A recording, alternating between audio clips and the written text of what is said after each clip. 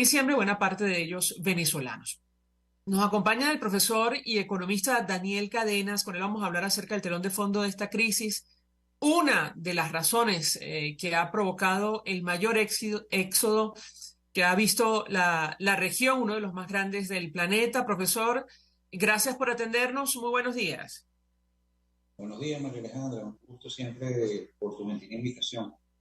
Pues mucho interés de conocer su opinión, análisis acerca del tema que nos ocupa. Yo iniciaría con relación a estos datos gruesos del Observatorio Venezolano de Finanzas que hablan de un posible freno del crecimiento económico en algunos sectores muy puntuales que experimentó nuestro país en 2022. ¿Qué puede compartir con nosotros? Lo escuchamos. Sí, efectivamente,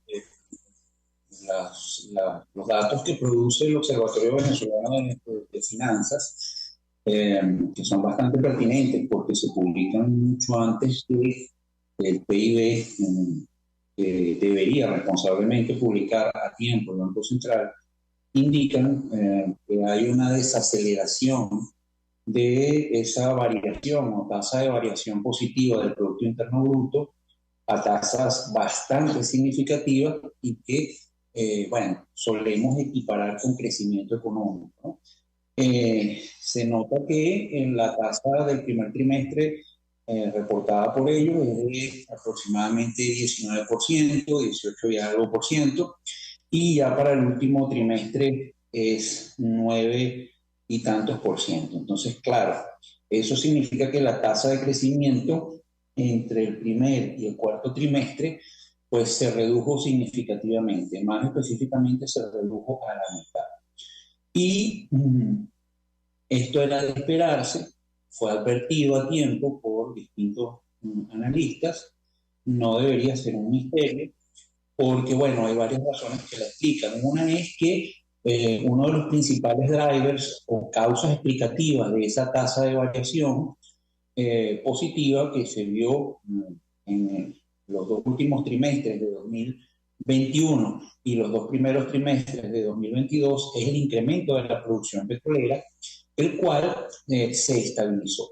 ¿Okay? Ya no tenemos esos incrementos espectaculares.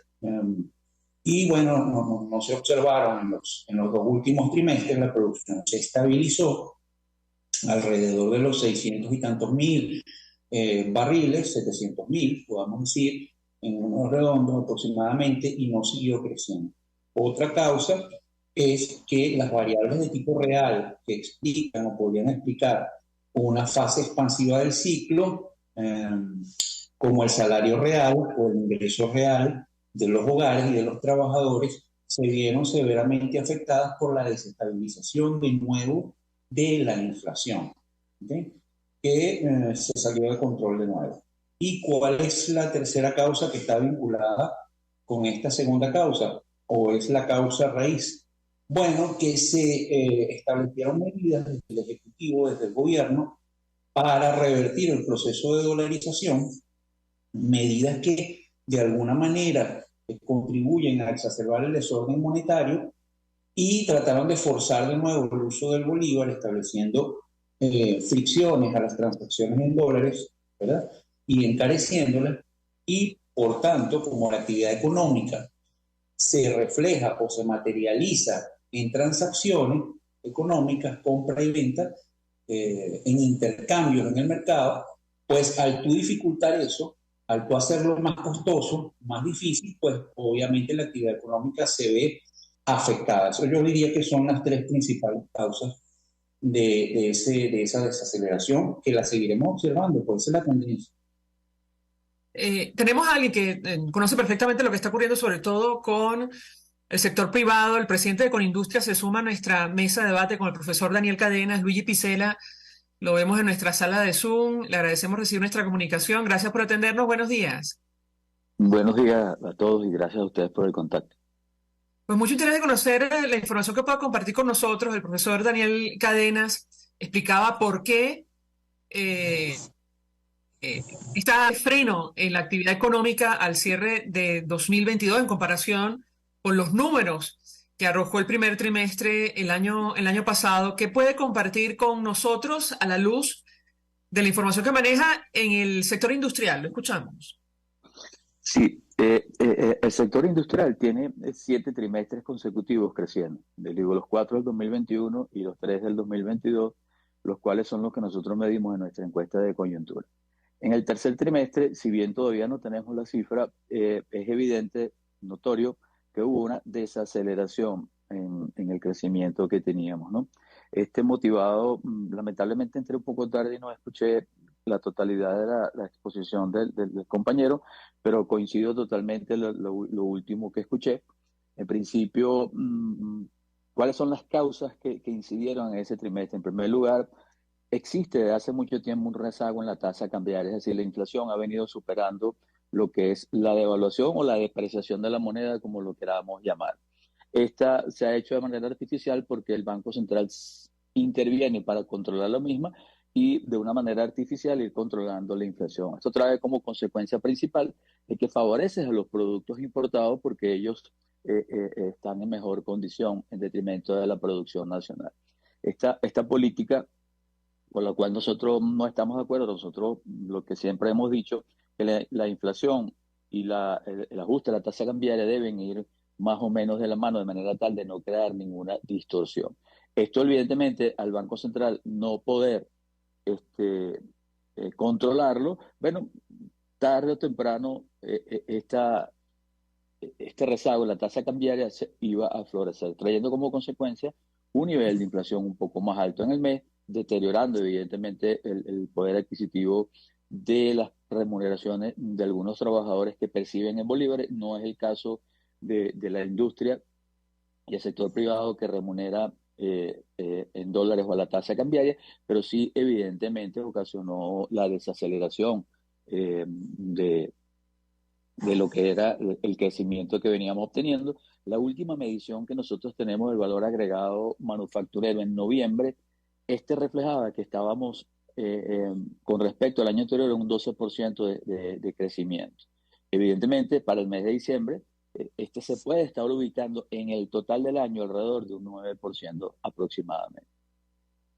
Profesor, estas cifras, sobre todo las del Observatorio Venezolano de Finanzas, contrastan con las que maneja el régimen de Nicolás Maduro en materia de crecimiento, pero también en materia de inflación. De hecho, él proyectó una recuperación de 15% en 2022. ¿Cómo se explica? ¿Cómo lo interpreta usted? Lo escuchamos.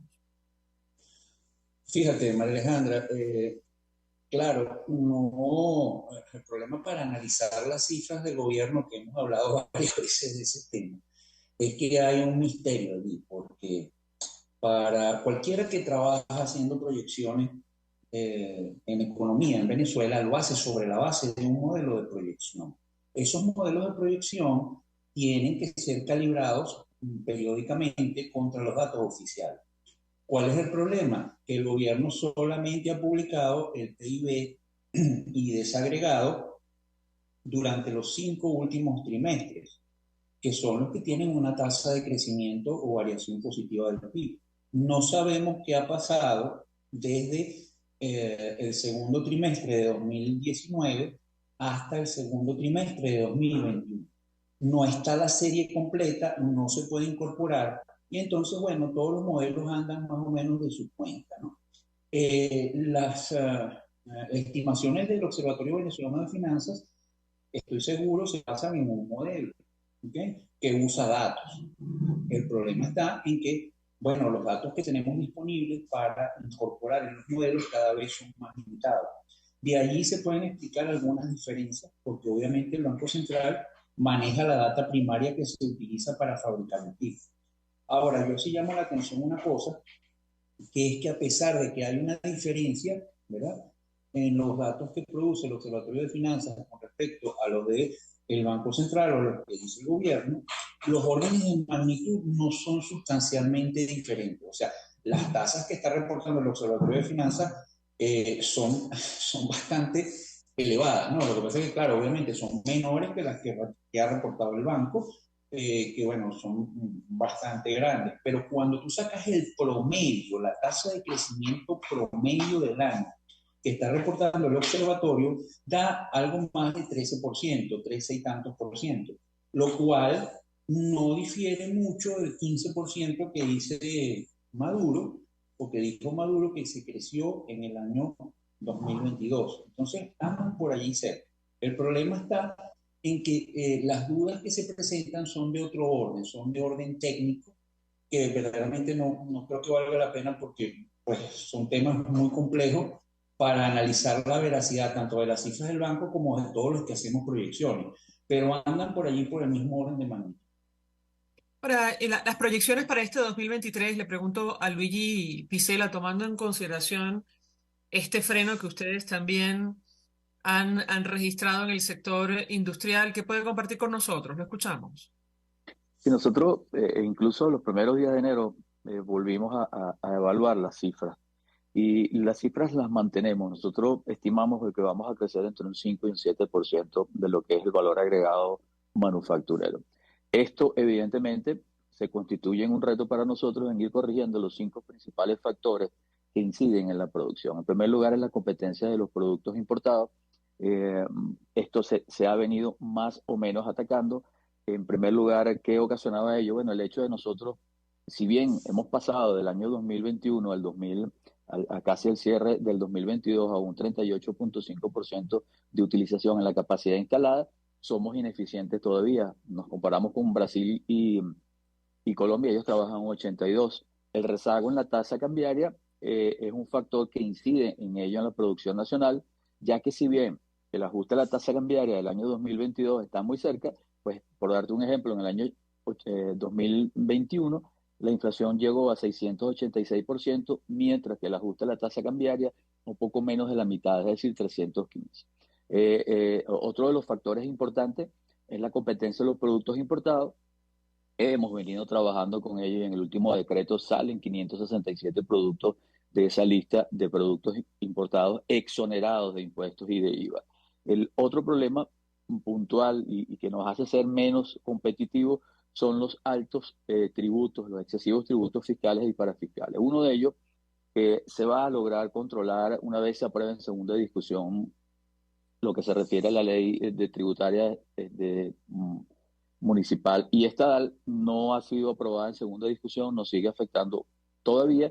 Y otro factor importante es la aplicación del IGTF, que el cual encarece los productos nacionales. En ese particular, de lo que es el IGTF, hicimos una propuesta del Ejecutivo Nacional a todos los ministros, viceministros, todos los que son encargados del área, a efectos de disminuir y te lo comento muy brevemente. Lo que estamos pidiendo es que se permita la intermediación en las cuentas en dólares. Al permitir la intermediación en las cuentas en dólares, allá hay cerca de 1.200 millones de dólares, hemos estimado subir los dólares que existen en el mercado cash, que estimamos haya aproximadamente unos 7.000 millones de dólares, que un 30% de se bancarice, es decir, pasando de 1.200 a unos 4.000 millones de dólares, permitir la intermediación financiera allí, que los préstamos sean en dólares, disminuyendo el valor de las tasas de las cuales se da ahorita y que el IGTF pase a ser un débito bancario en esas cuentas y se disminuya de 3% a 0.5%. Esto oxigenaría, por un lado, la parte de préstamo y por otro lado disminuiría el IGTF a 0.5%. La otra propuesta es que se rebaje el IGTF en bolívares a 0.25. El tercer problema que tenemos, María Alejandra, a todos los que nos escuchan, es el poder adquisitivo de nuestra gente. Hay que elevarlo. Pero para que eso ocurra, debe haber producción y productividad. Eh, Así se dará lo que es la remuneración. Y el último lugar son la precariedad en los servicios públicos. También en el último mes, básicamente, y uno de los factores que también incidió allí es la precariedad en los servicios públicos. Hubo problemas de suministro de combustible en ciertos estados puntualmente, no fue generalizado, pero evidentemente esto hay que irlo solucionando de manera tal de garantizar una continuidad en la producción y en la actividad económica. Si estos retos razonablemente lo vamos corrigiendo como está previsto, mantenemos nuestra cifra de crecimiento entre un 5 y un 7% de lo que es el valor agregado manufacturero. Tenemos que hacer una pausa para ir a publicidad. Al regreso le dejo la siguiente inquietud a nuestros invitados sobre estos puntos que pone sobre la mesa el presidente de Conindustria. Le pregunta al profesor Daniel Cadena si cree que, digamos, en el equipo económico, esto evidentemente es una opinión que le pido a nuestro invitado. ¿Existe voluntad política para permitir los créditos en dólares en nuestro país? Una petición de larga data, desde que la economía venezolana se ha dolarizado, al menos desde el punto de vista transaccional, y por otra parte, en torno al poder adquisitivo, ¿qué margen de maniobra tiene el régimen de Maduro para incrementar los sueldos, sobre todo en el marco de esta discusión con la OIT? Al regreso le doy la palabra para contestar. Ya venimos. Usted escucha Palabras Más, Palabras Menos en RCR 750 AM. Seguirnos en nuestras redes sociales. En Twitter, @RCR750. La radio que se ve. Mensaje del ingeniero José Peraza, tesorero del FONPRES CIB. Estimado colega ingeniero arquitecto y profesional afín, el Colegio de Ingenieros de Venezuela y el Fondo de Previsión Social, preocupado por la salud de tu familia, ha diseñado un sistema de salud integral que coloca a tu disposición y que contiene asistencia primaria de salud, ambulancia, hospitalización, cirugía, oftalmología, dermatología, fisioterapia, psicología, odontología, farmacia y funerario. Para mayor información, visítanos a nuestros portales cib.net.be, fonprescib.net.be, Colegio de Ingenieros de Venezuela, construyendo futuro. Mis amigos, una empresa comprometida y responsable con su personal es una empresa segura, y Produzca es la compañía pionera en Venezuela que ofrece la mayor cantidad de equipos de comprobada calidad para garantizar la seguridad integral de toda la nómina industrial de cualquier empresa. El catálogo de Produzca es inmenso, todo tipo de guantes, cascos, accesorios y productos varios de protección para tu personal. Conoce más de Produzca en www.produzca.com. Produzca, seguridad en tu empresa de los pies a la cabeza. Una ventana para las propuestas y denuncias de las comunidades populares de Venezuela. Evelyn Martínez y la Red de Ciudadanos llegan debatiendo problemas y promoviendo soluciones. Es el Radar de los Barrios. Por la autonomía de los movimientos sociales que no pueden ser complementos de partidos o gobiernos. El Radar de los Barrios, de lunes a viernes, a partir de las 10 de la mañana, por RCR 750 AM. Todos las piensan, todos las escuchan, y María Alejandra Trujillo te las dice. Palabras más, palabras menos. Continuamos, amigos. Palabras más, palabras menos, hablando acerca del telón de fondo de esta crisis, la situación económica, con nuestros invitados, Daniel Cadenas, economista, profesor universitario, y Luigi Picela, presidente de Conindustria, la Confederación Venezolana de Industriales. Y yo dejaba una inquietud, inicio con el profesor Cadenas. ¿Qué posibilidad cierta, en su opinión, existe, que se aprueben los créditos en dólares en nuestro país? Eso en primer lugar, el impacto que esto tendría. Y por otra parte, sobre el ajuste de salario en Venezuela, el margen de maniobra que tiene el régimen venezolano en el marco de estas discusiones con la OIT. Se ha hablado extraoficialmente de llevarlo a $50, lo cual es una cifra absolutamente irrisoria, tomando en consideración los precios y la inflación. Profesor, lo escuchamos. Gracias, María Alejandra. Muy buenas las preguntas. Mira, sobre la pregunta del aumento de los salarios. Voy a comenzar por esa, la última. Porque, de verdad, yo pues escuché esa cifra. La verdad es que no sé de dónde salió. A mí cuando me piden cifras, y tú sabes, porque es así, me acuerdo que a final de año me pediste, principio de diciembre, usted se atreve a decirme cuánto va a cerrar el tipo de cambio, y menos mal que no te dije nada. Dije, no me atrevo, porque, oye, aquí en Venezuela pasan cosas y fíjate lo que terminó sucediendo, ¿no? Para tú poder dar una cifra de cuánto es el margen de maniobra y cuánto es lo que podría estar en capacidad de aumentar los salarios de la administración pública, todos los tabuladores, el Ejecutivo, tú tendrías que partir de disponer de forma transparente de cuál es el presupuesto de ingresos del Estado. Y eso no existe. Lo otro que uno tendría en el siguiente paso es que hacer, ponerse en la situación del gobernante, del hacedor de política, suponer que es un hacedor de política benevolente, supuesto que en este caso está bastante en discusión, es decir, que nuestros gobernantes, su principal leitmotiv o su principal deseo es el bienestar de la población y no permanecer en el poder. Y bueno, como te digo, ese es un supuesto que puede ser muy fácilmente atacado en Venezuela o puesto en duda, y hacer un orden de prioridades, pues que son como que lógicas y racionales de a qué dedicar esos ingresos que tiene el Estado, tanto por ingresos fiscales petroleros como por la tributación interna, que ahora incluye el IGTF. ¿Okay? No tenemos una certeza sobre eso, sobre los ingresos fiscales internos. Sí se podrían hacer ciertas proyecciones, pero sobre el ingreso fiscal petrolero, eso es una caja negra, no se sabe nada.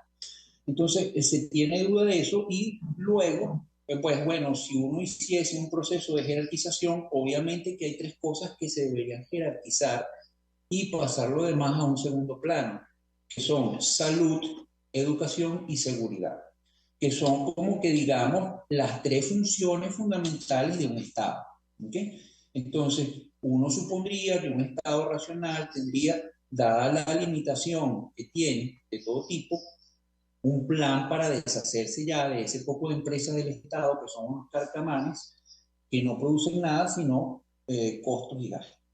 Pero bueno, nada de eso existe. Entonces yo no me atrevería a dar un número. Lo que sí te puedo decir es que, dado los ingresos brutos que tuvo el Estado por la vía petrolera, que son estimados, y los ingresos fiscales internos, que sí se sabe porque todos los meses el señor José David Cabello los reporta por las distintas fuentes, impuestos sobre la renta, IVA y otras causas, otros tributos, uno sí pudiera, jerarquizando, suponer que el Estado está en capacidad de pagar unos salarios muy superiores a esos miserables $50 que andaban circulando por allí. O sea, si se hiciese un proceso de jerarquización y se reportase la gran cantidad de gastos suntuarios, que es un momento totalmente impertinente para hacerlo, como estar construyendo estadios tipo Grandes Ligas y demás, etcétera, para dar una imagen falsa de prosperidad o de bienestar, cuando la salud, la educación y la seguridad de los ciudadanos está por el piso. Entonces, yo sí creo que hay un margen de maniobra pues suficiente. Con respecto a los créditos en dólares, que fue la primera pregunta. Mira, no creo que haya voluntad de dar verdaderos créditos en dólares. Ellos salieron, el gobierno salió hace unos días con una propuesta para incrementar hasta un 30%, creo que fue el porcentaje de los depósitos en dólares que hay, que tienen los bancos, para dar créditos supuestamente en dólares. Cuando tú lees la cosa, cuando tú lees la circular del ente regulador, bueno, es un saludo a la bandera por dos cosas. No son verdaderos créditos en dólares, se liquidan en bolívares, ¿verdad? Y se pagan en bolívares al tipo de cambio del momento, con lo cual le trasladas todo el riesgo cambiario al tomador del crédito. Por ejemplo, hubo alguien que se dedicó, que yo lo respeto mucho, mi profesor Leonardo Vera, a sacar un cálculo de la tasa implícita de interés que hubiese pagado alguien en enero si hubiese tomado un crédito de eso, y es una cosa monstruosa de no sé cuántos miles por ciento que hubiese pagado de tasa implícita de interés. Es decir, no hay ningún incentivo para eso. Yo creo que no hay el deseo de incrementar o profundizar la dolarización. Por el contrario, el IGTF, el dificultar las transacciones o las transferencias en dólares entre bancos, distintos bancos, y medidas similares, lo que son medidas para tratar de revertir el fenómeno y de forzar el uso del bolívar, ¿verdad? Y no creo que haya verdadera voluntad para dar verdaderos créditos en dólares de verdad, de los cuales se beneficiarían obviamente las empresas y los hogares, porque también los hogares necesitan crédito al consumo. No lo creo.